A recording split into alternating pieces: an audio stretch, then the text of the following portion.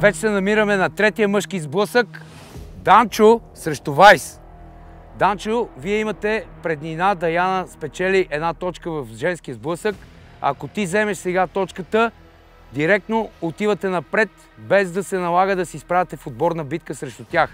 Вайс, ти, ако вземеш точката, изравнявате и се изправяте един срещу друг и в отборна битка.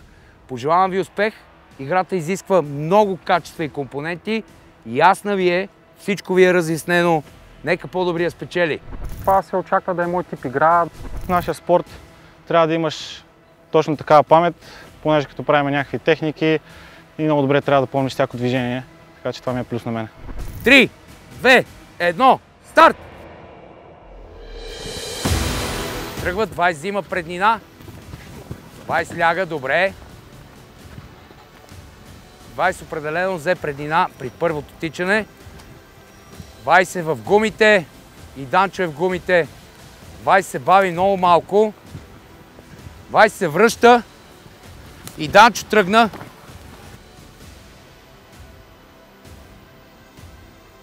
Вайс започва за толкова малко време, да видим колко е запомнил.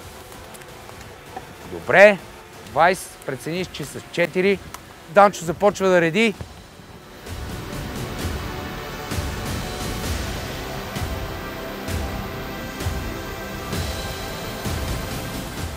Данчо също тръгва, Вайс е в гумите.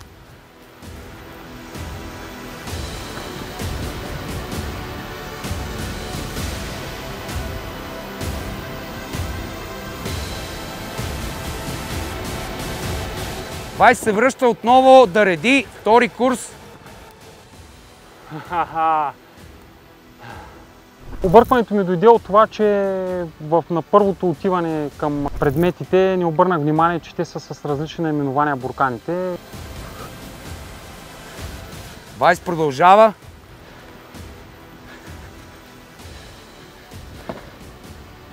Шишенцата са ми напълно познати, просто имаше две еднакви по цвят. Иначе най-лесно е да си ги помниш или като цвят, или просто с първата буква от цвета или каквото и да е. Има много схеми за помнене.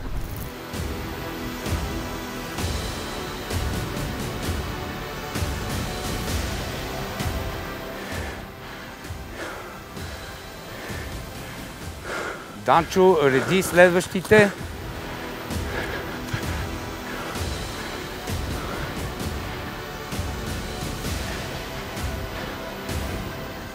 Вайс се връща под транспаранта за трети път.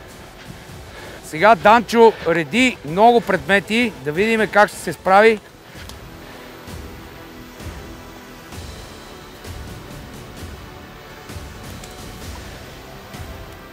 Вайс продължава. Стратегията за тази игра е тичаш, помниш. Мислех да го направя на 3 пъти, обаче не ми се рискуваше, затова просто по-скоро си разделих по 4 елемента да помня на всяко тичане. 4 въртки ще ги направя за 0 време.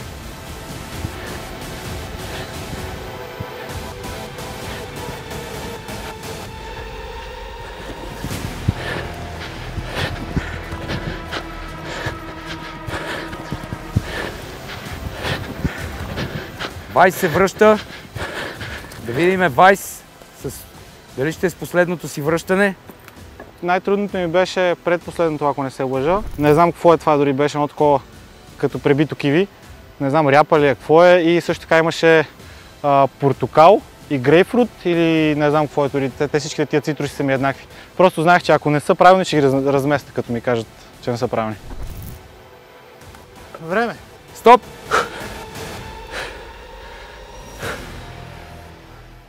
Първи предмет. Верен. Втори предмет. Верен. Трети предмет.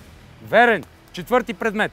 Верен. Стратегията ми беше да запомня повече предмети наведнъж и на 2 курса мислех да ги направя, но след това объркване с наименованията на добавките, в които явно Вайс е силен. 15. Вярно. 16. Вярно. Вайс взима точката. Вайс се връща в играта. Не знам дали съм доказал, че помна или ако е някакъв вид пъзъл. Това обаче пия гинко билоба, така че може да се води, че съм на допинг. 16 предмета. Добре, се изстрахме. Ти, Данчо, И в момента имаш една грешка, ама реално ти може би ще да си я поправиш, даже са две. Имаш и портокал между двете кутии, а кутията не е креатин, а е глутамин, така че имаш доста грешки в момента. Ядосан съм, защото се очаква това да е мой тип игра, въпреки че имаше тук, нали, доста бягане, но то не ми е проблем на мен, по принцип. Данчо, как се чувстваш? Навел си глава, ядосан си. Ядма това е моята игра, трябваше да я взема. Ами понякога така се случва, точно където се чувстваме най-сигурни, губим и обратното. Както беше, между другото и в женския сблъсък, Сюзан беше по-убедена в играта, но пък я загуби от Даяна. Сега пък ти си по-убеден в тази, тъй като е визуален пъзъл. Даяна победи, аз загубих, затова съм с Даяна в отбор, за да тегли тя отбора напред. Резултата между двойките е 1-1. Ще се изправите в отборна битка за победата в сблъсъка между вас. Поздравления за Вайс, че се справи толкова перфектно. Това е. И ще видим какво ще стане в отборната битка. Надявам се и там да имам шанс. Ако не, края на кращата дошли сме да се забавляваме, да дадем пример на всички хора, които гледат, не само младежи и деца, че е хубаво да се занимаваш с спорт и да си сред природата, да се събираш с готини хора, да си изкарваш добре.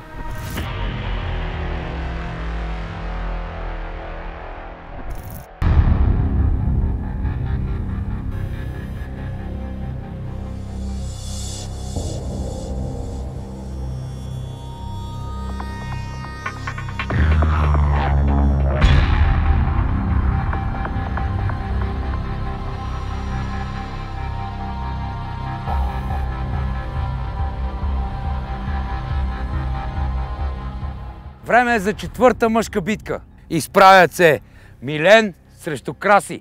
За сега резултатът е 1-0 за отбора на Милен. Дали Краси ще успее да изравни и да се върнат в отборна битка, или Милен ще ги прати директно за игра за връщане. Ще видим, Краси. Милен е успех на теб. Краси и на теб. Краси е много силен съперник.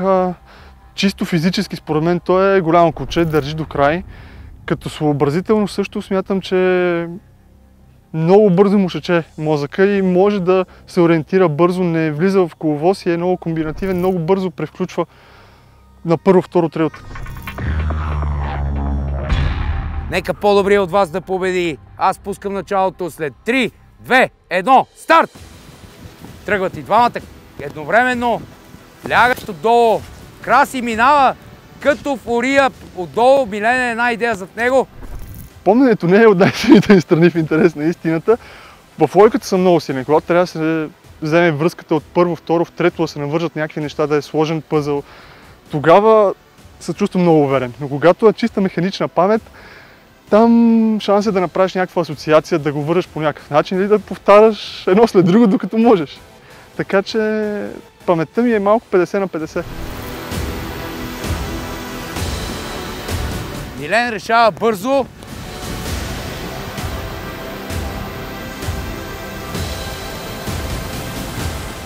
Милен е над барелите и се връща, вече влиза в гората. Милен започва да реди своите предмети, той си избра страна като първи. Да видим какво ще се случи. Краси е малко след него. На Милен му падна предмет от гредата. Добре. Милен нареди 4 предмета, Краси е също 4 наредил.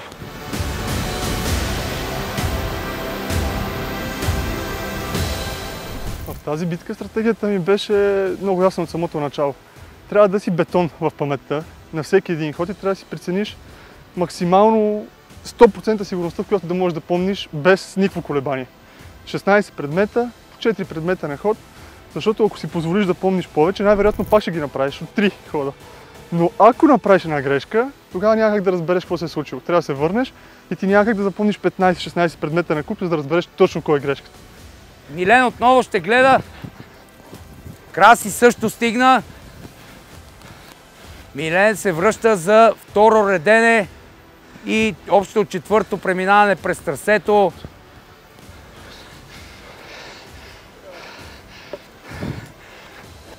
Така, Милен отново реди. На мен стратегията ми беше да видя първите 3-4 и после да остане да гледам какво реди той.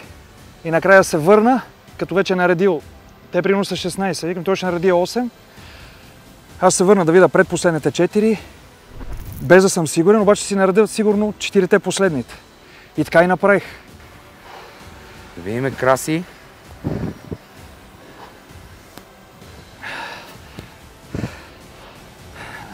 Краси има стратегия да поглежда от Милен.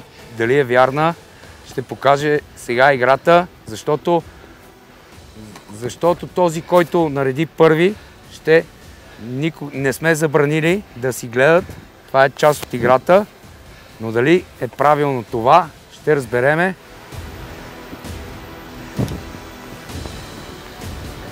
В интерес на истината въобще не разбрах дали Краси ще преписва. Опитах се в едно време да направя една стратегия, да си разменя предметите, които са там и да запомня кои са разменени, за да няма той какво да сравнява, когато отиде там. Направих го на втория цикъл, обаче помнете точно кои предмети съм разменил, почна леко да взаимодейства с това точно какви предмети трябва да запомня на следващия ход. И още на същото връщане си ги оправих, да не се занимавам с глупости. Но по принцип това ми беше идеята, ако по някакъв начин реда преди него, да направя една врътка, за да няма той мостра, от която само си запомни последните. Тъй като Милен има грешка, Краси предписваш от него, Краси направи същата грешка. Ето за това не трябва да разчиташ на противника, трябва да гледаш единствено и само своето.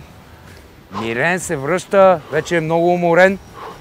Видно, трасето е много тежко.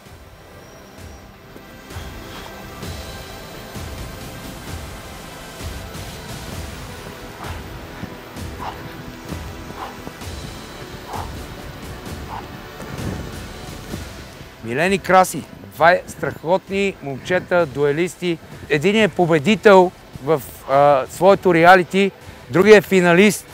Единият участвал в още две реалитита чуждестранни, където е стигал финал, а другият е един от мъжете в България с най-много спечелени битки.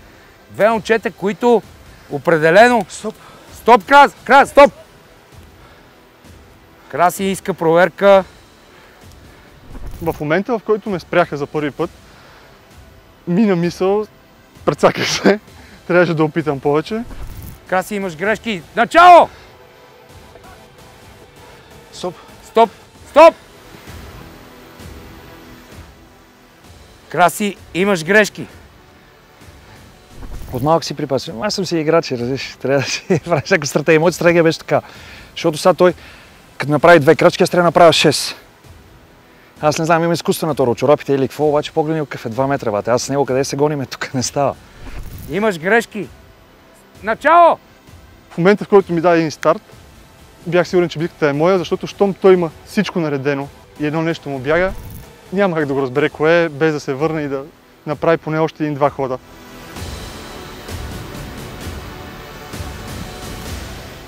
Има право. Краси предписва от Милен, да видим дали това ще повлияе. Стоп! Миленски, спри! Краси, имаш грешка. Старт! Стоп! Имаш грешка, Краси.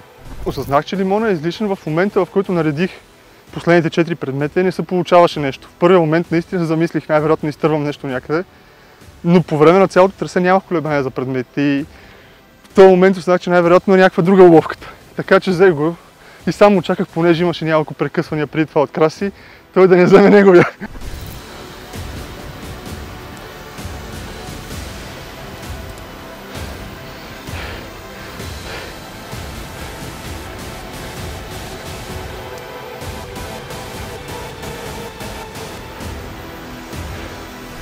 И бех готов на 2 пъти или 3 пъти, обаче не съм видял, че има някакъв шибан лимон, дето е добавен там и този лимон нищо не играе там.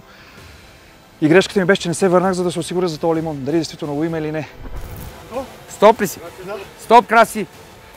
В днешната битка най-трудното беше въздуха в тичането. Ако успееш да тичаш по-бързо ще ги наредиш. В помненето така го бях направил, че там нямаше да има колебание. В момента, в който се оказа, че има един предмет в повече, беше ясно, че има някаква уловка или нещо съм изпуснал, но той няколко пъти подчерта 16 предмета. И явно това беше момента, в който трябваше да щракнем и да разберем, че има нещо.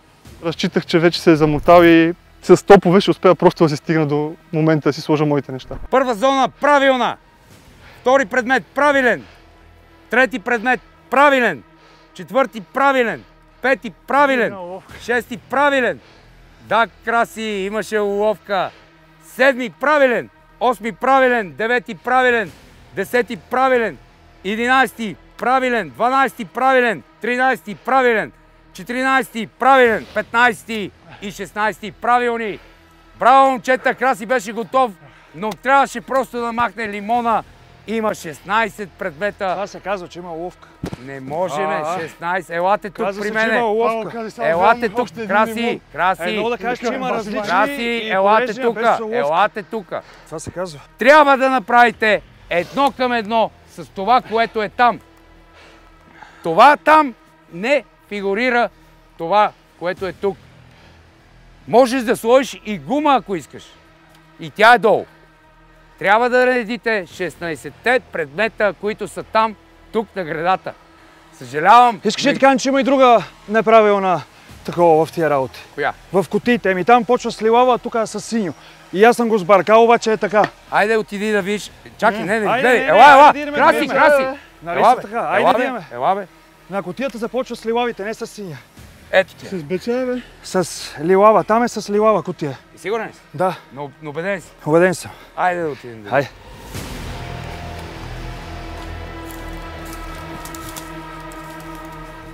Абе, аз знам, че греша, но ще видите какво ще стане.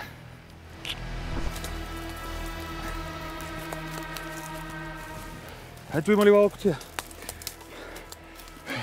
И така. Не, брат, пъзелите много ми мръзват. Базикам се. Елате насами двамата. Елате, момчета. Базиках се. Краси се опитва да направи съспенс, напрежение. Да. Краси. Виждам ряпата и виждам лимона. Викаме, баси, там има зелен лимон, но не съм го видял. Викам, има. Разбира се, че имаше беше уловка. краш. Беше За- лимон, аз ги бех за- наредил. За всички имаше уловка. Краси беше готов, Значи бех готов, ама но тъпия трябваше лимон. да махнеш просто лимона. А ти го сменяше постоянно и него и други предмети. Крайна сметка, визуално подредбата е тази. Не бе така, бе така. Аз си го признавам. И Милен я направи първи. В много случаи ума бие хитростта, но понякога говорим за едно и също нещо. Тук понякога ума значи да помниш, понякога ума значи да съобразиш кое е най-ефективното в дадения момент. Така че да, тази битка определено беше по-скоро битка на съобразителност. Аз съм бил и в други реалити, всеки го знае това нещо и знам да губя и да печела. Мене това не ми е проблем. Обаче исках да направя малко интрига в Митко, да го видя какво ще стане, как ще реагира.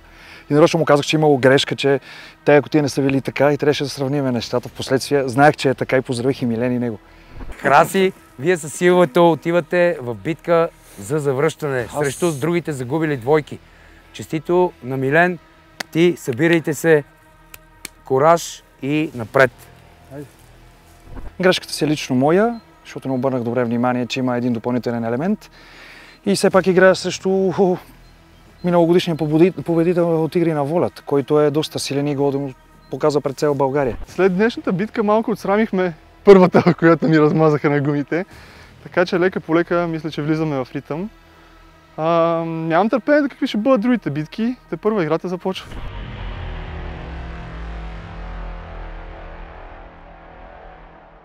Битката при мъжете приключи. Ясни са резултатите. Сега само остава да разбереме кой е с най-доброто време и какво се случва в двойките. И така, отбора на Явор и Вики повежда с 2-0, което ще рече, че Явор и Вики няма да се изправят в отборна битка срещу Веско и Роберта, тъй като ги победиха с 2-0. Веско и Роберта от своя страна са застрашени и ще играят битка отборно срещу другите три загубили двойки. Ваня Джеферович и Станислав. Сега ще наблюдаваме и отборна битка между тях, за да излъчиме победител между тези две двойки.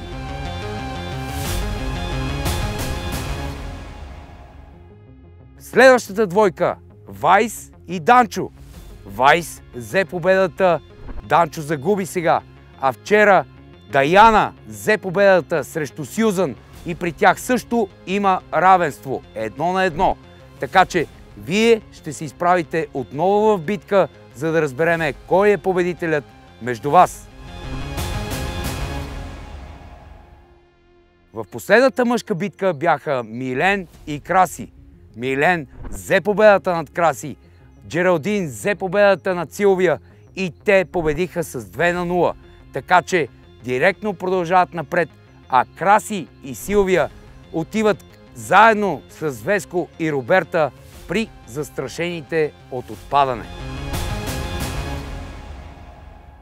Напред в състезанието отиват директно Явор Зайн и Вики и директно Милен и Джералдин. При другите все още нищо не е ясно. В отборни битки, тъй като имат равенство, отиват Ваня Джеферович и Станислав, Вайс и Данчо, заедно със своите половинки. Специалната награда на нашите партньори от Intense Life ще отиде при мъжът, който се справи най-добре в тази битка. Сега е време да разберем кой беше той. Ще започна с двамата, които бяха на трето и на четвърто място. Станислав и Милен. Вие двамата бяхте победители, но все пак не бяхте най-добрите. Битката беше между Явор Зайн и Вайс. Времената ѝ са много близки, записани са. Елате и двамата при мен.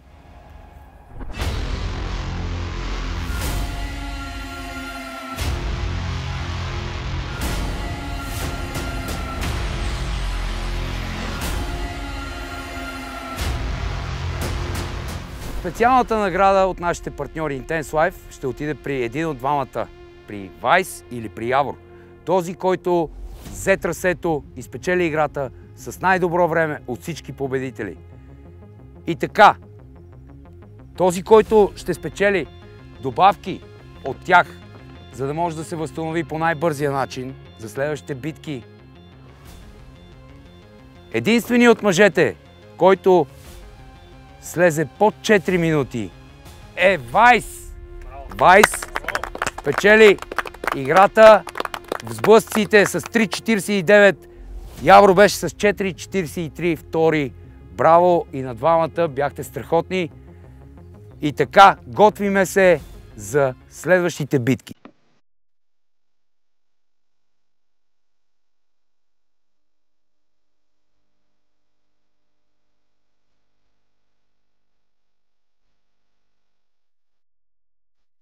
Както вчера говорихме с Ваня Джаферович, че сме бесни пенсии. Имам нужда от възстановяване и за да мога да съм добре за следващия ден за игрите, отидах да се възползвам. Отидах на масаж и аз.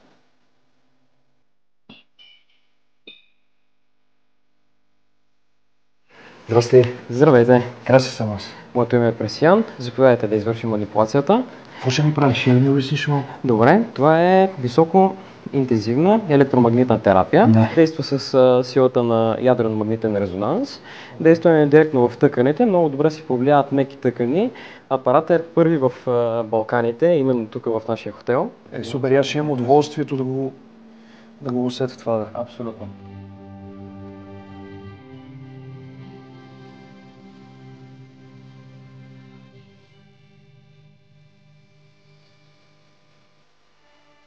В този момент има ли остра болка или няма?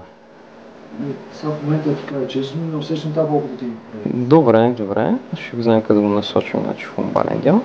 Ще го променим на хронична болка, не е остра за момента, което променя. Значи има 6 етапа, едните е леко по-агресивен, по-интензивен етап. Нали, ще усетите разликата, водим се по по-интензивния етап, нали, усещането така, започва. Ще усещате като контракция мускулите. Добре. Ма то ви действа и на коремните мускули. Възможно е, да. Така, на място ли сме? Така, където е място. Добре. То е като сено те удря ток. Да, всъщност това е. Влияе се с апликатора, си влияе точно на място на болка, както тук е демонстрирано. Много точно се насочва. Другия плюс на процедурата, че може да се достигне до много трудни достъпни места, където има така силна болка и да си повлияе моментално. Горещо го препоръчваме на всички, които имат проблеми с кръста и с дискови хернии, да не се чудат, а направо хотел Севтополис, да си запазят. И тук има много големи специалисти. Тук колегата ще го направи като нов за утре, за поредната битка и ще сме като нови.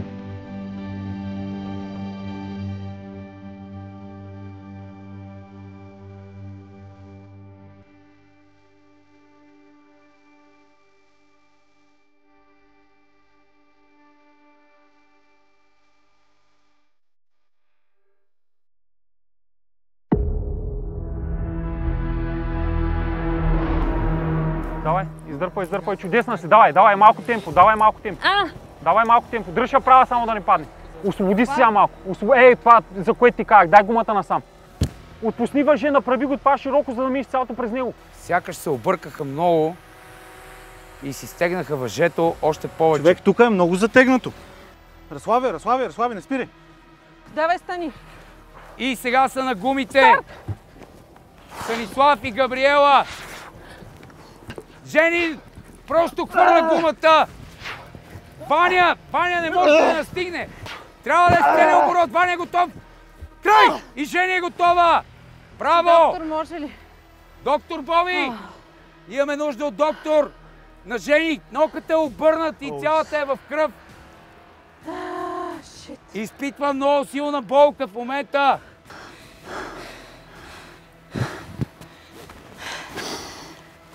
Нямам никаква сила, брат. Виж ли? Направо ми причерня.